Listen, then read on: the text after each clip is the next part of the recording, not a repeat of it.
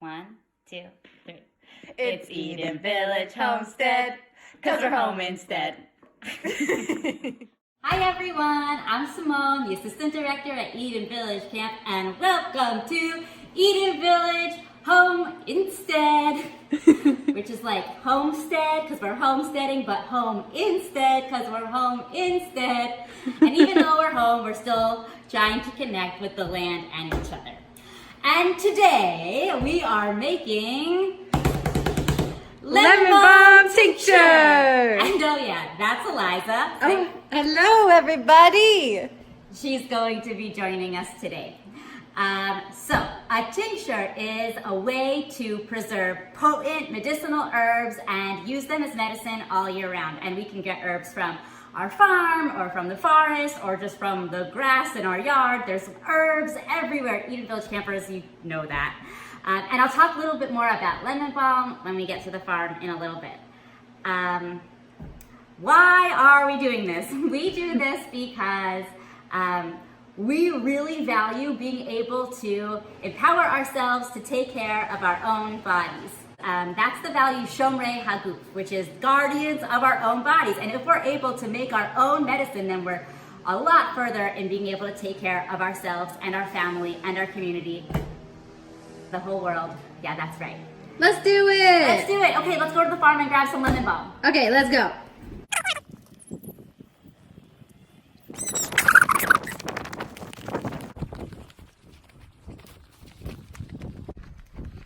The farm is really alive right now, y'all. Let's just take a minute and look at it.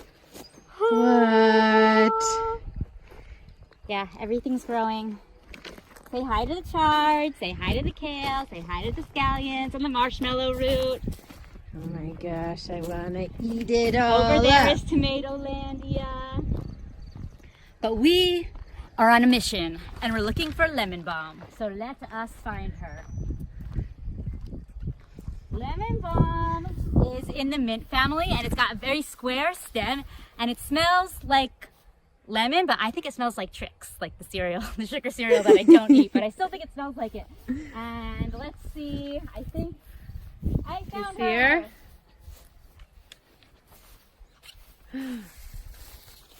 Come on and take a shot. So this is Lemonbalm. Can you get a good look? And that's what the back looks like. It's kind of like crinkly edges. And what's that called when those... The veins. The veins are not aligned. Oh, they're all... And it smells so good. Let's smell. Smell it. Yum. Crumpled it in your nose. Okay, so I'm just going to harvest a bunch right now. Okay. I need your scissors, though, Eliza. Oh, okay. My goal is to just take a little bit, and I'm just going to snip what I need. Which, when you're making a tincture, really doesn't have to be that much. You want to take a break and see the chickens? Yes. Let's go. Okay. Hi, ladies. World's friendliest. Oh, it's nice to see you too. They always eat me. They just I eat don't us look up. at this. I am being pecked at. It's kind of nice. Always says, Oh. I'm not food. Ah, okay. Okay, get up. Get up. Okay, love you. Bye. Let's get back to work. Oh, do you want to know what she does? Oh, I do. Okay, so Lemonbalm, like, well, you smell it and you just know.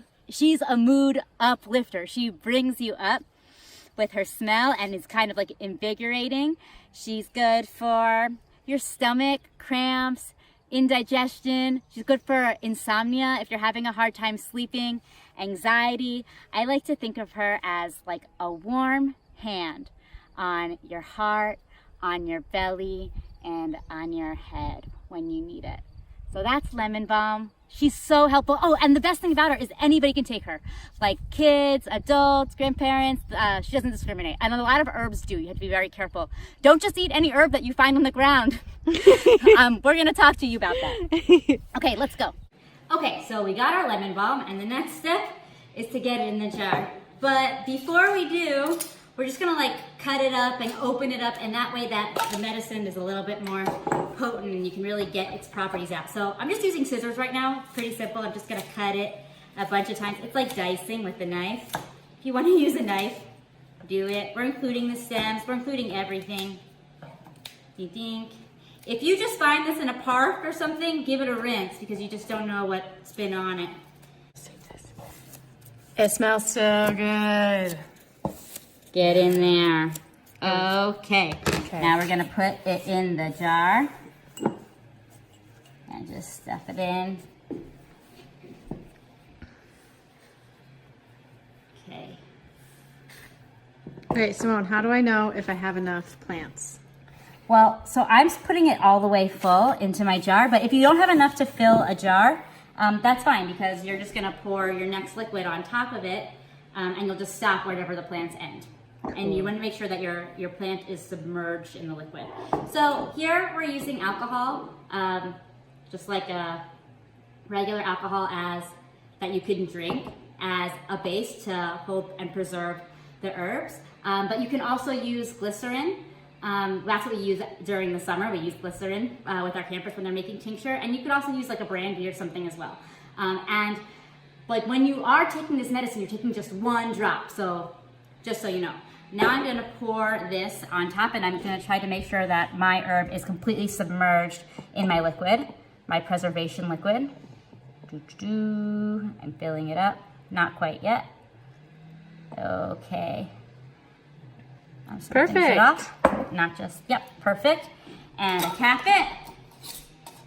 And I'm going to write on the jar the date and let it sit for at least 3 weeks.